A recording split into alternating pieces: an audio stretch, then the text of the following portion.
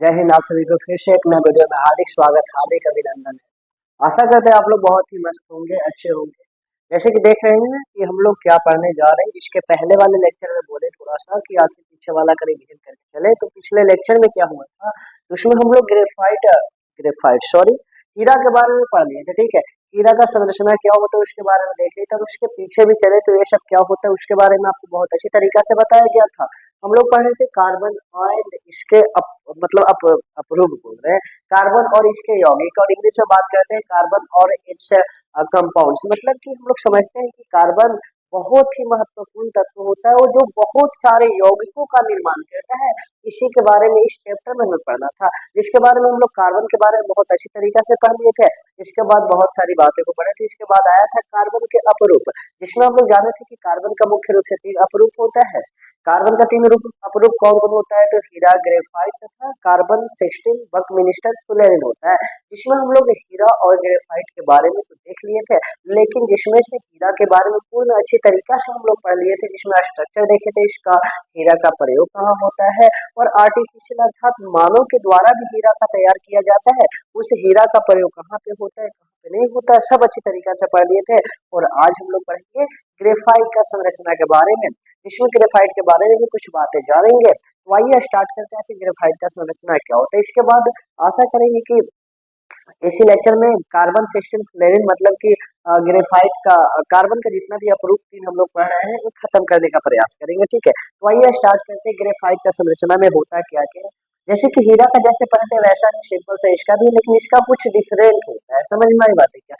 तो यहाँ पे लिखा हुआ क्या, कुछ बातों को हमने लिख कर लाया ताकि थोड़ा सा लिखने में ज्यादा समय ना चले। ठीक है, देखिए पहला पॉइंट क्या लिखा हुआ, ग्रेफाइट क्या की संरचना भी हीरा के जैसा क्या होता है, हीरा के जैसा होता है, परंतु हीरा के जैसा मजबूत नहीं है। भाई हीरा तुम देखे तो हीरा इतना ज्यादा कठोर होता था, मजबूत होता था, लेकिन ग्रेफाइट आपको बताया गया था कि पेंसिल का जो नोक होता है ना, अंदर वाला भाग, वो ग्रेफाइट का बनता है, उसे तो आसानी से तोड़ दिया जाता है, लेकिन हीरा वो प्लेट होता है, तो हीरा के जैसा ठोस होता है। जैसे कि ग्रेफाइट भी ठोस है, हीरा भी ठोस है, लेकिन हीरा के जैसा मजबूत एवं कठोर नहीं होता है, क्योंकि पहली बात है हमने लिखा है ग्रेफाइट का घनत्व हीरा के अपेक्षा बहुत कम होता है। अब बताया गया था घनत्व क्या होता है, यहाँ पे दो मैंने यहाँ पे ऐसा लिया, मतलब कुछ खाली सा समान है। ठीक है, अब दोनों ऐसा मान लीजिए दोनों बराबर है, बराबर है। ठीक है, अब घनत्व के बारे में पढ़े थे, घनत्व बताए थे जिसमें पदार्थ की मात्रा बहुत ज्यादा होती है उसे क्या कहते हैं, उसका घनत्व भी ज्यादा होता है। इसमें भी कार्बन, इसमें भी कार्बन, दोनों में कार्बन,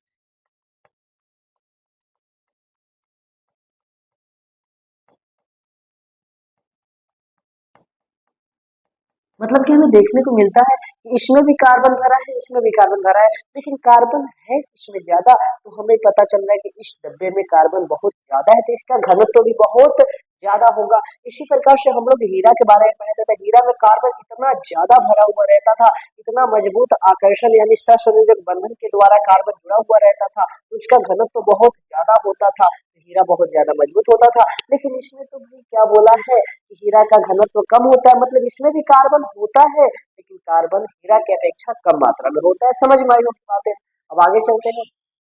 दूसरा पॉइंट क्या है, इसमें प्रत्येक कार्बन परमाणु से 3 ही कार्बन परमाणु जुड़े होते हैं। जैसे कि आपको हीरा का स्ट्रक्चर बताया गया था, तो हीरा में क्या था, एक कार्बन से 4 कार्बन, ऐसा ऐसा और कुछ ऐसा। ठीक है, ऐसा 4 कार्बन परमाणु जुड़ा हुआ था। लेकिन इसमें क्या है कि आपको हीरा का स्ट्रक्चर, हीरा का बता रहे हैं, ग्रेफाइट का स्ट्रक्चर बताएंगे, तो ग्रेफाइट में कार्बन एक, प्रत्येक कार्बन से केवल 3 ही कार्बन जुड़े होते हैं, और इसमें एक जो होता है, एक इलेक्ट्रॉन खाली बच जाता है। इसी कारण से आप सुने होंगे क्या है, क्या कहते हैं, ग्रेफाइट तो विद्युत का चालन करता है। तो आगे इसके बारे में चलेंगे तो आपको पता चलेगा कि हीरा में क्या होता है, प्रत्येक कार्बन से 4 कार्बन जुड़ा होता था, लेकिन इसमें प्रत्येक कार्बन से केवल 3 ही कार्बन जुड़े होते हैं। इसमें क्या होता है, इसमें कार्बन षष्ठ फलकीय जिसे हम कहते हैं हेक्सागोनल, आप ऐसा पढ़े होंगे केमिस्ट्री में, 1 आता है तो मोनो, 2 आता है तो डाई, 3 आता है तो ट्राई, 4 आता है तो टेट्रा, और 5 पेंटा, और 6 हेक्सा, ऐसे होता है। समझ में आएगा। इसमें षष्ठ फलकी मतलब कि हेक्सागोनल संरचना का निर्माण करती है। मतलब कि कार्बन क्या होता है ना, कार्बन से अन्य कार्बन जुड़ करके हेक्सागोनल संरचना का निर्माण करती है। अभी बिकाऊ जी ये बातें समझ में नहीं आया होगा, क्योंकि अभी हम लोग ग्रेफाइट का संरचना नहीं पढ़ेंगे, पढ़ेंगे भी छापेंगे तो आपको वहां पे षष्ठ फलक की संरचना आपको बताएंगे। समझ में आई बातें? जिसके परत के बीच कोई भी सहसंयोजक बंधन नहीं पाया जाता। अब क्या बातें रह गया, इस बातों को मैं फिर से समझाने के लिए क्या दूंगा, स्ट्रक्चर को बनाएंगे। समझ में आई बातें? तभी ये बातें समझ में आएगा, अन्यथा समझ में नहीं आएगा। तो यहाँ तक दूसरा पॉइंट है वो क्लियर होगा। अब आते हैं इसका स्ट्रक्चर होता क्या है ग्रेफाइट का। तो स्ट्रक्चर देखते हैं कि स्ट्रक्चर आखिर बनाएंगे कैसे। बनाना बहुत आसान होता है। देखिए ऐसा बातें हैं, कुछ चीज भारी नहीं होता है, बस प्रयास करना होता है। समझ में आई बातें कि हम कितनी बार प्रयास करते हैं। तो इसका भी बनाते समय हम लोग आराम से बना लेंगे। जैसे कि हीरा का बनाया था, हीरा का भी तो लग रहा था इतना ज्यादा भारी है, लेकिन कुछ भी भारी नहीं था। और इसी प्रकार से ग्रेफाइट का भी कुछ भी भारी है नहीं, बहुत आसान होता है। इसका भी बन जाएगा बहुत नॉर्मल तरीका। सही बनाते हैं। देखिए हमें ध्यान देना है कार्बन क्या करता है। कार्बन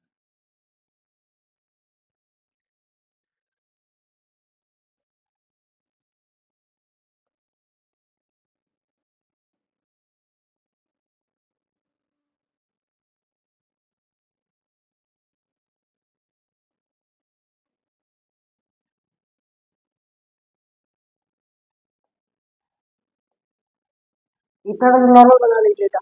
अब यहाँ तक बातें आपको समझ में आया होगा। देखिएगा इसमें फलक कितना दिख रहा है, एक फलक, दो फलक, तीन फलक, चार, पांच, छह है क्या। यदि मैं ऐसे बनाऊं, ऐसे ऐसे ऐसे ऐसे ऐसे और ऐसे, तो यही संरचना सेम यहाँ दिखाया गया है। तो एक यहाँ पे, दो, तीन, चार, पांच, छह, यदि दर्शाना चाहूँ तो एक, दो, तीन, चार, पांच, छह। और प्रत्येक शिरा पर क्या है, कार्बन। यहाँ भी कार्बन है, यहाँ भी कार्बन है, यहाँ भी कार्बन है, यहाँ भी कार्बन, यहाँ भी कार्बन और यहाँ भी कार्बन है। तो यही बात यहाँ पे लिखा हुआ था। इसमें कार्बन षष्ठ फलकीय हेक्सागोनल संरचना का निर्माण करती है। कार्बन जुड़कर किसका निर्माण करेगा, हेक्सागोनल अर्थात षष्ठ फलकीय। छह फलक होता है तो हम नाम देते हैं षष्ठ फलकीय संरचना, जिसे इंग्लिश में कहते हैं हेक्सागोनल संरचना का निर्माण करती है। और एक दूसरे परत पर बैठा होता है। अब कैसे बैठा होगा अभी तुरंत बताएंगे कैसे बैठा होता है। बैठा होता है जिसके परत के बीच कोई भी सहसंयोजक बंधन नहीं पाया जाता। अब आगे आते हैं। और स्ट्रक्चर कैसा होता है, क्या बन गया, क्या नॉर्मल सी बातें हैं, अभी बना नहीं है। अभी क्या होगा कि भी नॉर्मल सा एक स्ट्रक्चर बना है, और कैसे बनेगा देख लेते हैं। नॉर्मल सा कोई दिक्कत नहीं, पहले इतना तो बनाने आ जाएगा ना। अब और आगे चलते हैं, देखिएगा ऐसा होता है कुछ यहाँ से ऐसे भी चलेंगे हम। कार्बन, फिर कार्बन, फिर कार्बन, फिर कार्बन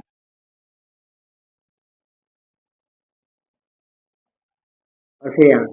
ठीक है, इसी प्रकार से छह बन गया वहां पे। देखिए छह यहाँ पे, छह यहाँ पे, तो आप कहेंगे ये तो इसमें जुड़ा हुआ है, तो दो ये जो बंधन है ना, ये दोनों में कॉमन होता है। इसमें भी छह का रूप में है, इसमें भी छह का रूप में है, मतलब दोनों में कॉमन है। कॉमन मतलब सामान्य, उसमें भी काम कर रहा है, इसमें भी काम कर रहा है। और कैसे बनाएंगे, ध्यान से देखिए। एक ऐसा भी तो बन सकता है ना, कि नहीं बनेगा ऐसा, ऐसा नॉर्मल सी बात है, बनाने में बहुत अच्छा लगेगा। हीरा के जैसा नहीं, इसका स्ट्रक्चर बहुत चेंज होता है। ये होता है ग्रेफाइट का स्ट्रक्चर। अभी केवल ये एक परत बना है, ये कितना लेयर है, एक लेयर, वन लेयर। समझ में आई बात है। तो एक लेयर है। अब आगे चलते हैं, ध्यान से देखिएगा। तो ऐसा नीचे भी होगा कि नहीं होगा,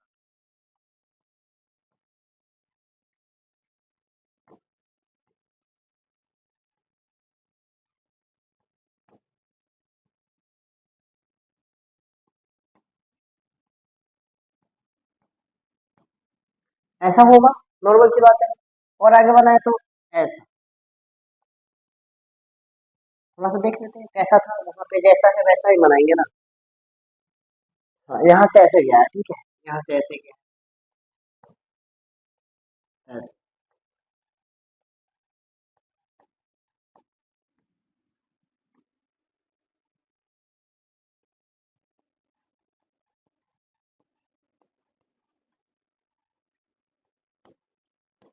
चलिए देखिए, अब स्ट्रक्चर आपका बन करके तैयार हो जाता है। एक लेयर, दो लेयर। अब आपका कहना होगा क्या केवल दो लेयर रहता है, ऐसा नहीं, बहुत सारे लेयर होता है। आप चाहिए तो पहला, दूसरा, तीसरा, चौथा, पांचवा ऐसे बनाते जा सकते हैं।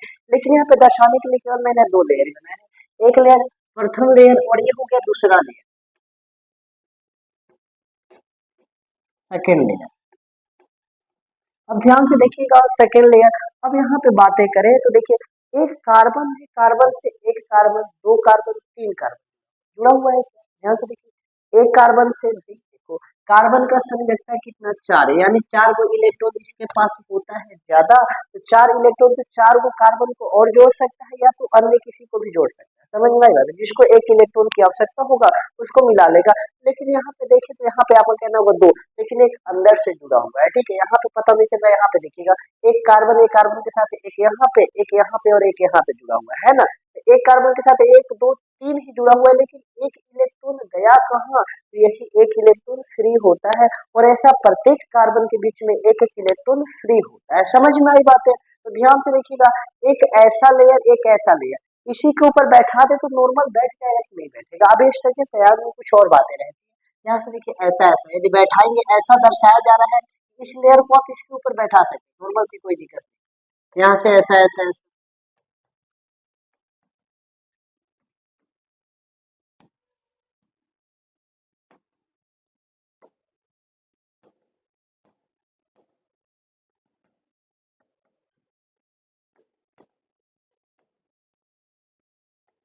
इसका मतलब बताना चाहता है कि आप लेयर को इसके ऊपर आराम से रख सकते हैं। आपके पास यदि एनसीईआरटी बुक्स है तो आराम से आप स्ट्रक्चर को देख सकते हैं। ऐसा स्ट्रक्चर आपके बुक में भी बनाया हुआ है, इसमें कोई प्रॉब्लम की बातें नहीं है, ठीक है। तो अब ध्यान से देखिएगा, ये बातें आपको बिल्कुल अच्छी तरह समझ में आएगी। इसमें कार्बन षष्ठ फलक की संरचना का निर्माण करती है, बातें आपको समझ में आ गया, निर्माण करती है और एक दूसरे परत पर बैठा होता है। देखिए, एक ऐसा षष्ठ फलकी निकाल करके एक परत का निर्माण किया, दूसरा परत, और दूसरों को एक दूसरे के ऊपर बना लेंगे। तो ध्यान से देखिए, आप पढ़े होंगे कि हमेशा हमेशा सहसंयोजक बंधन किसके बीच रखता है, तो कार्बन और कार्बन के बीच में सहसंयोजक आबंधन का निर्माण होता है। और सहसंयोजक आबंधन आपको बहुत अच्छी तरीके से बता दिया गया है कि इलेक्ट्रॉनों का साझेदारी होता है। समझ में आई बातें? तो इसमें क्या होता है, कार्बन और कार्बन के बीच में सहसंयोजक बंधन है, लेकिन भाई इस कार्बन परत को इस लेयर के ऊपर बैठा है तो इनके बीच भी क्या सहसंयोजक बंधन लग रहा है? नहीं, ये बंधन नहीं है, ये वाला बंध नहीं लग रहा है, इसके बीच कोई भी बल नहीं लगता है। यही बोला गया है, इनके परतों के बीच कोई भी सहसंयोजक बंधन नहीं पाया जाता है, केवल कार्बन और कार्बन के बीच में। यहाँ पे कार्बन है तो कार्बन और कार्बन के बीच में सहसंयोजक बंधन पाया जाता है, अन्यथा इस और इस परत के बीच में कोई भी सहसंयोजक बंधन नहीं पाया जाता। नहीं तो आप बोलिएगा यहाँ पे कार्बन तीन है, तीन जुड़ा हुआ है, तो इसको लाकर यहाँ बैठा दिया जाएगा तो इस कार्बन के साथ इस कार्बन को जोड़ सकता है, ऐसा तो बोलना होगा। लेकिन ऐसा नहीं होता है। अब आगे देखिएगा, नहीं पाया जाता है। यही कारण है कि ग्रेफाइट चिकना और फिसलनदार होता है। आप कभी ऐसा कीजिए कि आप देखिएगा पेंसिल का प्रयोग करते होंगे, तो पेंसिल का नोक थोड़ा सा देखिएगा छू करके, तो आपको बहुत चिकना लगता है। चिकना या तो उसी मतलब फिसलनदार, स्लिपरी होता है, इंग्लिश में कहते हैं स्लिपरी, और हिंदी में कहे तो फिसला या तो चिकना। चिकना आपको समझ में आता होगा, चिकना होता है। चिकना क्यों होता है कि देखिए, इस पे बैठाएंगे तो चिकना चिकना लेयर बनते जाता है, और यही कारण होता है कि ग्रेफाइट क्या होता है, चिकना और फिसलनदार होता है, ठीक है। अब ये था आपका स्ट्रक्चर ग्रेफाइट का। अब एक लास्ट पॉइंट बचा हुआ है यहाँ पे। ग्रेफाइट की संरचना से हमें पता चलता है कि प्रत्येक कार्बन से तीन अन्य कार्बन परमाणु जुड़े हुए हैं। यही बातें तो पता चल रहा है कि ग्रेफाइट से क्या है, ग्रेफाइट में जो कार्बन है ना, प्रत्येक कार्बन, एक कार्बन ले लो, ये कार्बन, एक कार्बन, कोई भी कार्बन उठा लीजिए, प्रत्येक कार्बन परमाणु से केवल तीन ही कार्बन जुड़ा हुआ है। तो भाई इसके पास का चौथा इलेक्ट्रॉन गया कहाँ, तो वही प्रत्येक कार्बन के पास एक एक इलेक्ट्रॉन क्या होते हैं, फ्री फ्री, यानी स्वतंत्र होते हैं। स्वतंत्र मतलब कहीं भी आ सकते हैं, जा सकते हैं, कोई भी रोकना जाना नहीं होता है। तो स्वतंत्र होने के कारण क्या होता है, यह विद्युत का बहुत ही अच्छा सुचालक होता है। मतलब कि विद्युत का अच्छा चालक कह दीजिए या तो सुचालक कह दीजिए, कोई प्रॉब्लम की बात नहीं होना चाहिए। चालक मतलब कि इसमें विद्युत इलेक्ट्रिसिटी प्रवाह हो सकता है नहीं, होता है। आप ऐसा कीजिएगा कि कभी ग्रेफाइट का जो पेंसिल होता है ना, पेंसिल का नोक में एक छोर से दूसरे छोर तक आप करंट पास करवा के देखिएगा तो आराम से करंट पास हो जाता है। जबकि हीरा में ऐसा नहीं होता। क्यों नहीं होता था, क्योंकि उसमें कोई भी इलेक्ट्रॉन फ्री मौजूद नहीं होता था। तो यहाँ तक रहा ग्रेफाइट का संरचना। अब आते हैं, जिस तरह से हम लोग हीरा का उपयोग पढ़े थे ना, उसी प्रकार से ग्रेफाइट का भी उपयोग पढ़ लेते हैं। पहले यहाँ तक आप अच्छी तरीके से उतार लीजिए, इसके बाद आइए अगले टॉपिक पर आते हैं, ठीक है। चलिए चलिए, वहां तक आपको समझ में आया होगा। अब आते हैं कि इसका उपयोग कहाँ होता है। यूज ऑफ ग्रेफाइट, आखिर ग्रेफाइट का प्रयोग तो कहीं पे हो रहा होगा ना। इतना अच्छा कार्बन का बना हुआ इतना अच्छा यह कंपाउंड होता है, तो कुछ तो कहीं तो प्रयोग होना चाहिए। जैसे हीरा का हम लोग प्रयोग देख चुके थे कहाँ होता है, उसी प्रकार से इसका भी तो प्रयोग कहीं पे होना चाहिए ना। तो ज्यादा नहीं, 2-3 पॉइंट है, इसका प्रयोग ज्यादा हीरा जैसा नहीं होता है, ग्रेफाइट का कुछ ही प्रयोग होता है, ठीक है। जैसे कि पहला प्रयोग हमने देखा है कि ग्रेफाइट को चिकना होने के कारण बताया थे तुरंत, ग्रेफाइट क्या होता है, चिकना होता है, स्लिपरी होता है, ठीक है। चिकना होने के कारण इसका प्रयोग मशीनों के पुर्जे, पुर्जे मतलब होता है पार्ट्स, जैसे मशीन का बहुत सारे पार्ट्स होते हैं, चाका होता है, इंजन होता है, बहुत सारे अनेकों पार्ट्स होते हैं, ये बात आप जानते हैं अच्छी तरीके से, ठीक है। जिसे हम लोग पुर्जा कहते हैं और इंग्लिश में कहते हैं तो पार्ट्स। पुर्जों में अस्नेहक लुब्रिकेंट के रूप में किया जाता है। कभी ऐसा लुब्रिकेंट आपको समझ में नहीं आया तो अस्नेहक कभी नाम सुने होंगे। अस्नेहक मतलब देखिएगा कि जब गाड़ियां चलती है तो चलाने के लिए क्या होता है, वह खिया ना जाए, मतलब कि वह मतलब चलते चलते क्या होता है, घी जाता है, घी से न जाए इसके लिए उसके ऊपर कुछ लुब्रिकेंट स्नेहक का प्रयोग किया जाता है। जैसे कि मैं बताऊं, मोबिल कभी नाम सुने हो? मोबिल मतलब कि उसमें डाला जाता है चैन में जैसे हो जाए या तो अन्य चीजों में डाला जाता है, तो उसे कहते हैं स्नेहक। वह भी कार्बन का मिला हुआ पदार्थ होता है, कार्बन उसमें भी प्रयोग होता है, ठीक है। तो इसका प्रयोग ग्रेफाइट का बनाने के लिए उस लुब्रिकेंट का भी प्रयोग किया जाता है, जिसे हम कहते हैं स्नेहक, तो उसमें प्रयोग किया जाता है। दूसरी बात है, ग्रेफाइट को विद्युत का अच्छा चालक होने के कारण इसका प्रयोग सूखे हुए बैटरी, जिसे हम लोग कहते हैं ड्राई सेल, ड्राई सेल अभी बताएंगे क्या होता है। ड्राई सेल में कार्बन इलेक्ट्रोड बनाने के लिए किया जाता है। कभी आप देखें ड्राई सेल मतलब ऐसा इतना बड़ा बड़ा बैटरी आता है, इसके दो छोर रहते हैं, एक इधर और एक इधर, दोनों तरफ जलाइएगा तो फिर बल्ब जलने लगता है। जैसे देखिएगा कुछ ऐसा बैटरी अब देखो बन जाए तो बहुत अच्छी बात है, बन तो जाना चाहिए।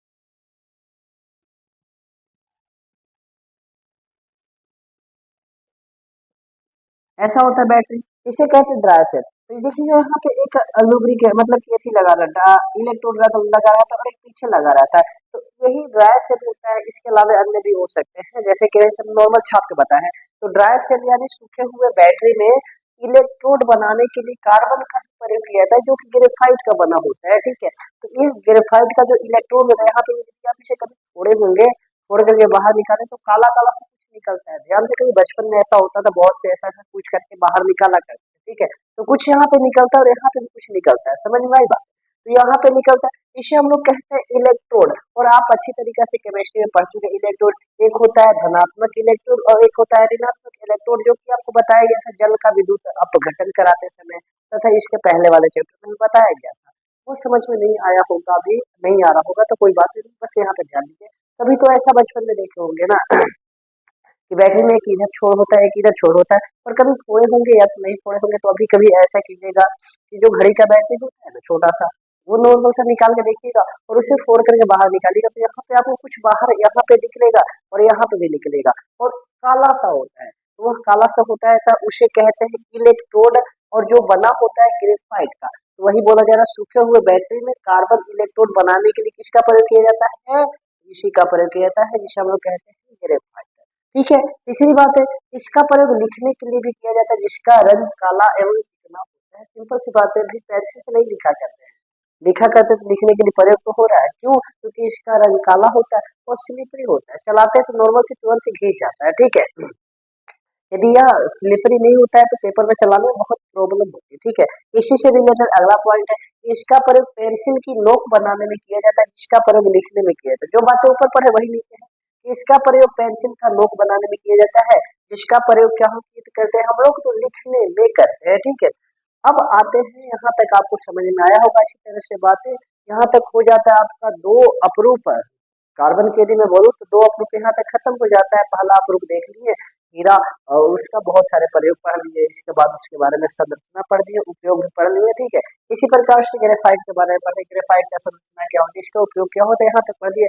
और अब लास्ट इसका अप्रूप आता है कार्बन 16 फ्लोराइड, लेकिन इसके बारे में लिखा हुआ है नेक्स्ट लेक्चर, बिकॉज इस लेक्चर में इसके बारे में बात नहीं करेंगे, क्योंकि थोड़ा सा वीडियो बहुत ज्यादा लंबा हो जाएगा और बहुत ज्यादा समय भी हो चुका है। इसी कारण देखेंगे कि इस टॉपिक को अगले लेक्चर में खत्म कर देंगे, ठीक है। ज्यादा नहीं, बस अगले लेक्चर में मतलब कि ये खत्म हो जाएगा, समझ में आई बात है। तो बस आज के लिए इतना ही छोड़ते हैं, फिर मिलते हैं ऐसे ही मजेदार नेक्स्ट वीडियो में। तो आज के लिए सभी को धन्यवाद।